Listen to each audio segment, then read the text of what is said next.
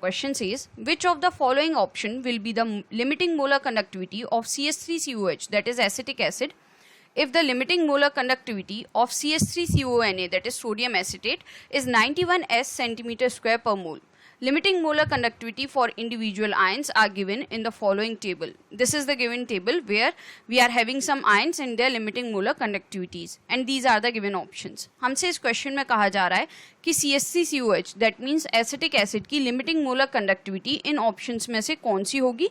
हमें यहाँ पे लिमिटिंग मोलर कंडक्टिविटी गिवन है सोडियम एसिटेट की और कुछ आयंस की यहाँ पे लिमिटिंग मोलर कंडक्टिविटी गिवन है. तो यहाँ पे सबसे पहले जो गिवन है हम उसको मेंशन कर लेते हैं. गिवन है हमें यहाँ पे limiting molar conductivity of sodium acetate. Sodium acetate इसकी लिमिटिंग मोलर कंडक्टिविटी है 91 s सेंटीमीटर स्क्वायर पर मोल. इसके अलावा कुछ आयंस की लिमिटिंग मोलर कंडक्टिविटी हमें यहाँ टेबुलर फॉर्म में गिवन है. तो यहाँ पे हमें जो कहा जा रहा है वो कहा जा रहा है कि हमें लिमिटिंग मोलर कंडक्टिविटी कैलकुलेट करनी है एसिटिक एसिड की. अब एसिटिक एसिड की लिमिटिंग मोलर कंडक्टिविटी को हम कैलकुलेट कर सकते हैं यहाँ पे call-routes law of independent migration of ions की हेल्प से.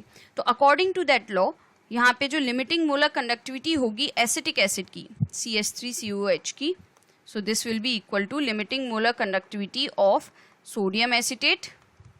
सोडियम एसिटेट इसमें से हम माइनस करेंगे limiting molar conductivity of sodium ion. अब जब हम आयंस की बात करते हैं तो उस केस में लिमिटिंग मोलर कंडक्टिविटी को हम कुछ इस तरह रिप्रेजेंट करते हैं और प्लस करेंगे इसमें हम limiting molar conductivity of hydrogen ion.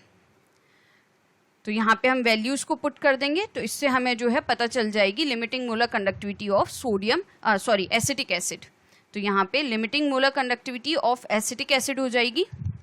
This will be equal to limiting molar conductivity of sodium acetate जो कि है 91 s centimetre square mole inverse.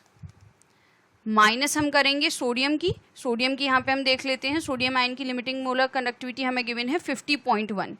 तो ये हो जाएगी 50.1. यूनिट हमारी सेम ही है इस केस में, पर मोल यहाँ पे है.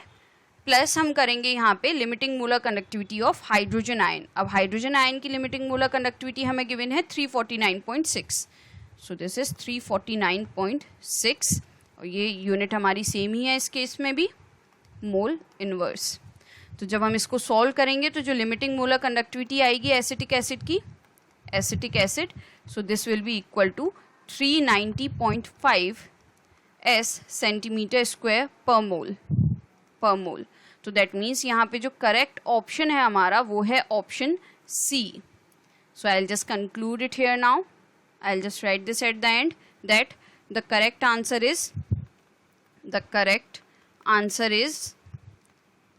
is option C. Option C. I hope you understood the explanation. Thank you.